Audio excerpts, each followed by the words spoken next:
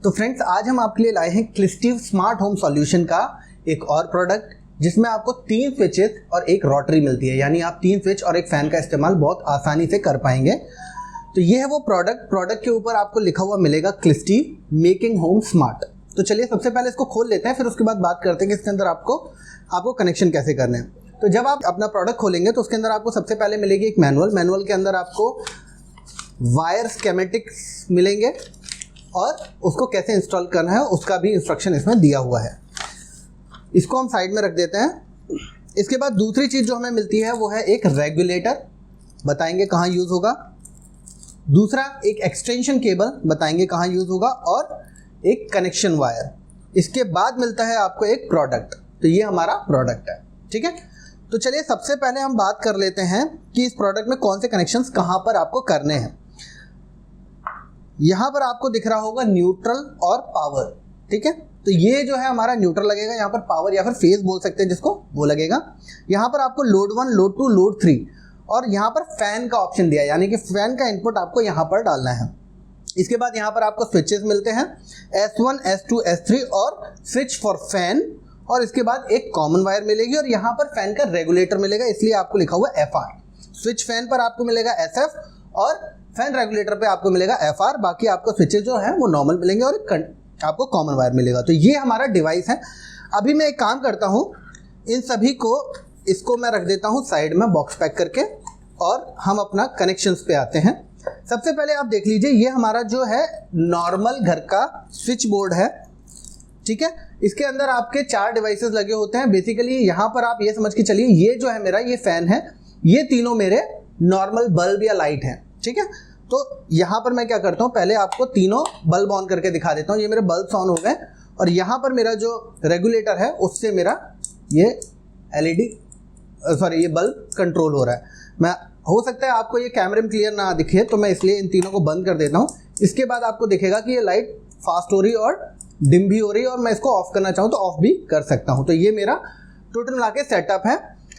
अब मैं इसको स्मार्ट होम ऑटोमेशन में कैसे कन्वर्ट करने वाला हूँ उस पर आते हैं। सबसे पहले आपको क्या करना है, इस पूरे के पूरे सिस्टम को इलेक्ट्रिसिटी से डिस्कनेक्ट करना है। इसके लिए आप MCB अगर आपके घर में है तो आप MCB को ट्रिप कर दीजिए। तो मैं यहाँ पर वायर निकाल देता हूँ। ये मैंने अपनी वायर निकाल दी है। अब मेरे पास यहाँ पर जो भी है स्विच, इसके अंदर कोई भी इलेक्ट्रिसिटी कनेक्शन नहीं आ रहा, मैं टच कर सकता हूँ। अब आते हैं सबसे पहली चीज़ पर, जो कि है इनका कनेक्शन करना।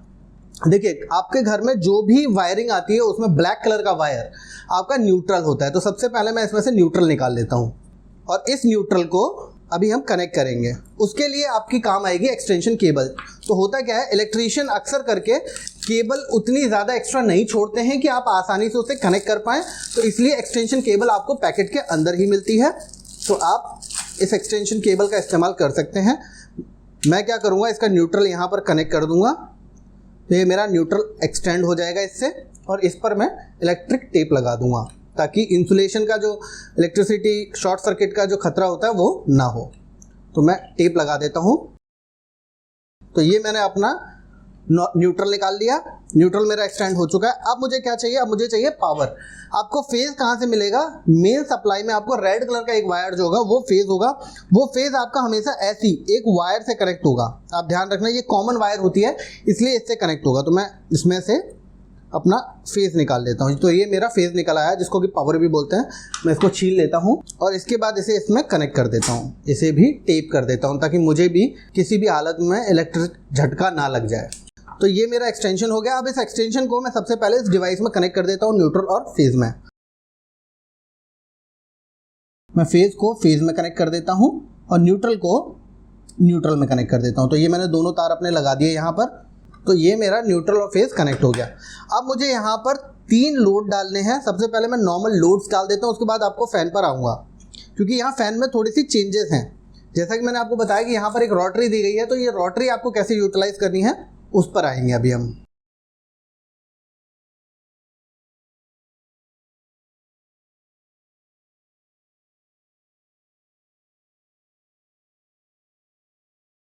अब सबसे बड़ी बात यह है कि ये जो हमारा डिवाइस है ये डीसी पर चलता है और आपका जो घर का कनेक्शन है वो एसी है। तो हमें सबसे पहले इसको डीसी करना पड़ेगा। तो मैं इसकी रोटरी को चेंज करना बता देता हूँ आपको। आपको करना क्या है, यहाँ पर आपको इस पैकेट के अंदर सॉरी 2 आइटम्स मिल रहे हैं। एक आपके मॉड्यूलर स्विचेस के लिए मिल रहा है। अगर आपके घर में ये मॉड्यूलर स्विच फिट हो जाता है तो आप इसे फिट कर सकते हैं। अगर नहीं फिट होता है तो आप अपनी एग्जिस्टिंग रोटरी में ही बदलाव कर सकते हैं, वो मैं आपको बताऊंगा कैसे। तो अगर आपके में फिट हो जाता है आप फिट यूज़ कर लीजिए, नहीं होता है तो आपको ये इस तरीके से चाहिए पड़ेगा इसमें। तो ये मेरा फैन रेगुलेटर यहाँ पर आ गया, ठीक है। अब मैं क्या करूँगा, सबसे पहले मुझे क्या करना है, अगर मान लीजिए वो फिट हो गया तब तो कोई दिक्कत ही नहीं है। फिट हो गया, आपको क्या करना है, इसकी भी ये निकालनी है और इसके ऊपर ये लगा करके मैं बताता हूँ आपको क्या करना है। इसको ऐसे लगाना है और इस पर ये जो नट है ये कस देना है। जब आप इसे कस देंगे तो ये एकदम परफेक्ट फिट हो जाएगा और इस पर रोटरी का ये ऊपर का होल्डर लग जाएगा। अगर नहीं होता है तब हम क्या करेंगे, इसको साइड में रख देते हैं। मान लेते हैं हमारा कनेक्ट नहीं हो रहा, तो मैं क्या करूँगा, ये वाला सेक्शन जो है इसको खोल दूँगा। तो खोलने के लिए आप प्लास का इस्तेमाल कर सकते हैं, बड़ी आसानी से खुल जाता है और ये जो स्विच है ये बाहर निकल आता है, ठीक है। तो मैं क्या करूँगा, अब इसमें से ये जो पॉइंट है इसको खोल के इसको भी खोल के निकाल देता हूँ। तो ये मेरी रोटरी का कनेक्शन बाहर आ गया। अब ये जो है, ये जो चौथा कनेक्शन है, ये कनेक्शन जाएगा आपके इस फैन में, ठीक है। ये जो फैन का पॉइंट है यहाँ पर, तो मैं इसको खोल देता हूँ।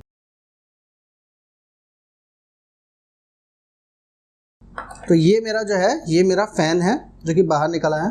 तो ये मेरा चला जाएगा फैन में, ठीक है। इसको खोल लेते हैं थोड़ा सा। नॉर्मल फैन का जो मैंने यहाँ पर पॉइंट दिया है उसके अंदर आपको इसे कनेक्ट कर देना है, ठीक है। मेरे चारों लोड इस पे कनेक्ट हो गए, रोटरी एक्स्ट्रा हो गई। अब इस रोटरी को आपको इसके अंदर कनेक्ट करना है। क्या करेंगे, उसी तरीके से जैसे उस बोर्ड में डाला था उसी तरीके से इस बोर्ड में इसको डाल करके और इसके ऊपर नट लगा देंगे।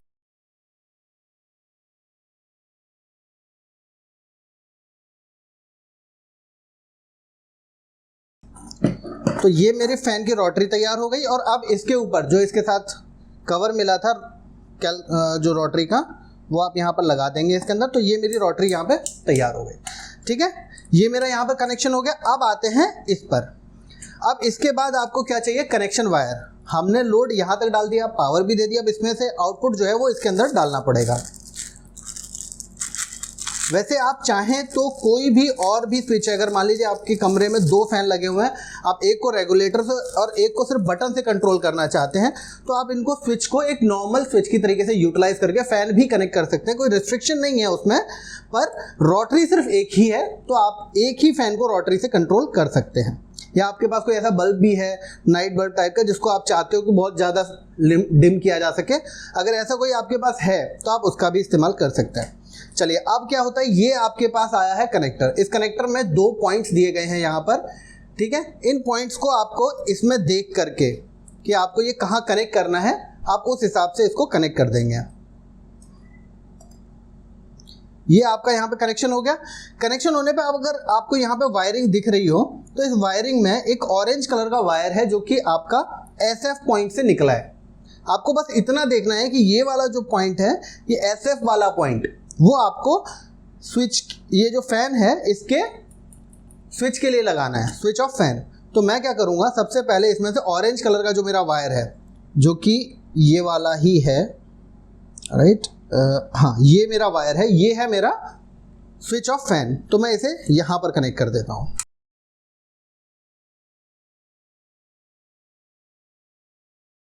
तो ये मेरा स्विच लग गया फैन में। अब क्या है, इसमें से एक जो है वो कॉमन वायर है। तो ये जो हमारा वायर है ये हमारा कॉमन वायर है। येलो कलर का वायर आपका कॉमन वायर होता है। तो इसको आपको कॉमन लगाना है उन सभी पॉइंट्स में, चाहे वो आपका फैन का स्विच हो या वो बाकी के 3 स्विच। ऐसा नहीं है आपके बोर्ड में अगर मान लीजिए 6 या 7 स्विच है जिसमें से 4 को आप स्मार्ट कर रहे हैं और 2 को आप मैनुअल पे ही रख रहे हैं, तो उस कंडीशन में आप सबके बीच में लगा सकते हैं। नहीं, क्योंकि जिन स्विचेस के लिए आप इसका इस्तेमाल करने वाले इस बोर्ड का, इस डिवाइस का, वो DC पर चलेंगे ना कि AC पर, तो आप उनको AC में कनेक्ट ना करें। तो फिलहाल मैं इसको इसी के अंदर लगा दे रहा हूँ, ठीक है। ये आ गया। अब ये बाकी के मेरे नॉर्मल तीनों लोड हैं, तो वो तीनों लोड्स में यहाँ पर डाल देता हूँ एक एक करके।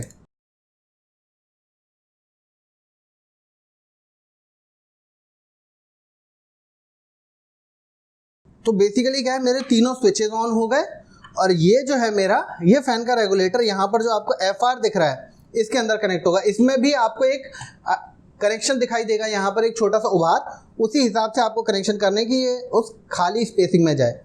तो ये देखिए, ये मैंने यहाँ पर लगा दिया और मेरी फिटिंग कंप्लीट हो गई। अब मेरा ये डिवाइस पूरी तरीके से कनेक्ट हो चुका है। मैंने जैसा आपको बोला था, आपको इसके अंदर जितने भी कंपोनेंट में आप इस डिवाइस को कनेक्ट कर रहे हैं वो डीसी पर चलेंगे, तो आप उसमें 220 या 230 वोल्ट की जो एसी आती है वो आप नहीं लगाएंगे। अगर आपने वो लगाया तो डिवाइस ख़राब हो जाएगा। ठीक है, अब मैं इसको वापस से पावर दे देता हूँ। ठीक है, ये छोटा सा डिवाइस है, इसके पीछे छुप जाता है, कोई दिक्कत नहीं। आप ऐसे ही अपने घर का जो स्विच है, बोर्ड है, उसके अंदर ही इसको लगा देंगे। ये लीजिए, ये हमारा डिवाइस चालू हो गया। यहाँ पर आपको लाइट्स दिखना शुरू हो गई। ठीक है, अब ये जैसे ही चालू होता है उसके बाद आपको क्या करना है, इसको कॉन्फ़िगरेशन मोड में लाना है। अब दो तरीके की कॉन्फ़िगरेशन है, एक जिसमें आप घर के अंदर आपके अगर वाईफाई राउटर लगा हुआ है तो आप इसे वाईफाई के थ्रू कनेक्ट करेंगे ताकि आप कहीं से भी इसको एक्सेस कर सकें और यूटिलाइज कर सकें। और दूसरा है जिसमें आप QR कोड के थ्रू इस्तेमाल कर सकें, ताकि अगर आपके घर में कोई भी वाईफाई राउटर वगैरह नहीं लगा हुआ है तो आप आसानी से इसको बिना वाईफाई राउटर के भी इस्तेमाल कर सकें। तो अगर आपको QR कोड में कॉन्फ़िगर करना है तो आपको कोई भी एक रैंडम बटन जिनमें आपने कनेक्शन किया है उनको आपको 8 बार चालू और बंद करना है। 1 2 3 4 5 6 7 8। जैसे आप 8 बार करेंगे तो ये देखिए, ये डिवाइस आपकी रिबूट हो गई और अब आपको ये जो लाइट है वो धीमे धीमे ब्लिंक होती हुई दिखेगी, क्योंकि ये QR कोड की निशानी है। ठीक है, अगर आपके पास वाईफाई है, जैसे कि मेरे पास वाईफाई है, तो मैं इसको वाईफाई मोड में डालूंगा। अगर वाईफाई मोड में कॉन्फ़िगर करना है तो उसके लिए आपको 5 बार ऑन ऑफ करना है। 1 2 3 4 5। एंड देखिए, फिर से आपकी डिवाइस कॉन्फ़िगरेशन मोड में आ गई और अब आप इसे वाईफाई से कनेक्ट कर सकते हैं। तो चलिए अब इसको हम करते हैं वाईफाई से कनेक्ट और आपको ऐप पर दिखाते हैं कि ये कैसे कॉन्फ़िगरेशन होगी। तो अब हम आ गए हैं अपने एंड्रॉयड फ़ोन पर और इसमें हम करेंगे कॉन्फ़िगरेशन। तो कॉन्फ़िगरेशन करने के लिए सबसे पहले आपको क्या करना है, आपको क्लिस्टिव ऐप को डाउनलोड करना है। आप चाहें तो प्ले स्टोर से डाउनलोड कर सकते हैं, मैंने ऑलरेडी डाउनलोड कर रखी है तो मैं उस पर क्लिक कर देता हूँ। तो मेरी क्लिस्टिव ऐप ओपन हो जाएगी। ओपन होते ही आपसे ये लोकेशन परमिशन मांगता है, आप इसे व्हाइल यूजिंग द ऐप या अलाउ, जो भी आपके में ऑप्शन आता है आप वो कर सकते हैं। क्लिक करने के बाद आपको यहाँ पर लॉगिन का ऑप्शन आता है। आपको इसमें 10 डिजिट का मोबाइल नंबर डालना है जिससे आप इसको रजिस्टर करेंगे। तो मैं यहाँ पे रजिस्ट्रेशन कर देता हूँ। मेरे पास एक डमी नंबर है, मैं उसका इस्तेमाल कर रहा हूँ। Get OTP। इसके बाद आपके उस 10 डिजिट मोबाइल नंबर पे OTP आएगा, वो आपको यहाँ पर डालना होगा 6 डिजिट का। मेरे पास डमी OTP है तो मैं वही डाल रहा हूँ। और जैसे ही मैं साइन इन क्लिक करता हूँ तो ये मेरा इंटरफेस आ जाता है जिसके अंदर आपको डिवाइसेस ऐड करने का ऑप्शन आता है। इसको चालू करने से पहले आपको एक चीज़ का खास ख्याल रखना है कि आपका जो मोबाइल है वो एक 4G वाईफाई नेटवर्क पे कनेक्ट होना चाहिए। जैसे मेरे पास 2 तरीके के नेटवर्क है, 5G और 4G। ये डिवाइस जो आपके सामने है, ये डिवाइस एक 4G डिवाइस है, तो आपको इंश्योर करना है कि आप 4G नेटवर्क से कनेक्टेड हो। जैसे देखिए यहाँ पर 5G भी है पर मैंने 4G पे कनेक्ट कर रखा है। तो चलिए अब हम अपनी वापस ऐप पर आ जाते हैं। ठीक है, तो यहाँ पर क्या करना है आपको, अब ऐड डिवाइस पर क्लिक करना है। ऐड डिवाइस करने के बाद यहाँ 2 ऑप्शन आते हैं, डिपेंडिंग अपॉन आपने क्या कॉन्फ़िगरेशन चूज़ की है। आपको QR कोड या वाईफाई का सिलेक्शन करना है। मैं यूजिंग वाईफाई पे क्लिक कर रहा हूँ। ये क्लिक करने के बाद आपने जिस वाईफाई पे आप कनेक्टेड है उसका नाम ऊपर आ जाएगा।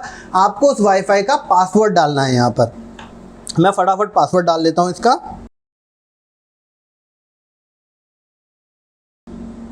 तो ये मैंने अपना पासवर्ड डाल लिया है। अब मैं यहाँ पर इस डिवाइस का नाम देना चाहता हूँ।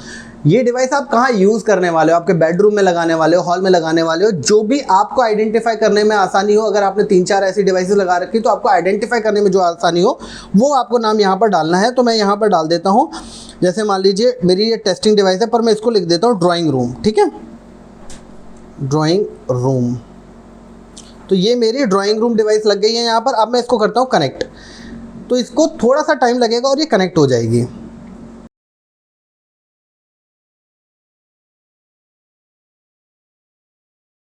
देखिए नीचे लिखा हुआ आ गया है कि आपकी डिवाइस जो है वो वाईफाई से कनेक्ट हो गई है। और अब इसके बाद ये आगे बढ़ जाएगा। थोड़ा सा और वेट करते हैं। तो लीजिए मेरी जो डिवाइस है वो सक्सेसफुली ऐड हो गई है, device has been added successfully, और अब आप ओके कर सकते हैं। तो ओके करने के बाद आपके पास यहाँ पर एक कॉन्फ़िगरेशन एरिया आता है। इस कॉन्फ़िगरेशन एरिया में आपको क्या करना है, आप ये समझ लीजिए ये तो मेरा फ़ैन हो गया, मैं इसको दे रहा हूँ डिवाइस 1, बल्ब 1, बल्ब 2 और बल्ब 3, ऐसे 3 नाम दे दिए हैं मैंने इसको, और ये मेरा फ़ैन है। तो मैं पहले ऑन या ऑफ़ करके देखूँगा कि ये मेरी कौन सी डिवाइस है। तो ये मेरा जो है वो बल्ब 3 है, तो मैं इसको बल्ब 3 का नाम दे देता हूँ, बल्ब 3, ठीक है। इसको मैंने बल्ब 3 का नाम दे दिया, कंटिन्यू।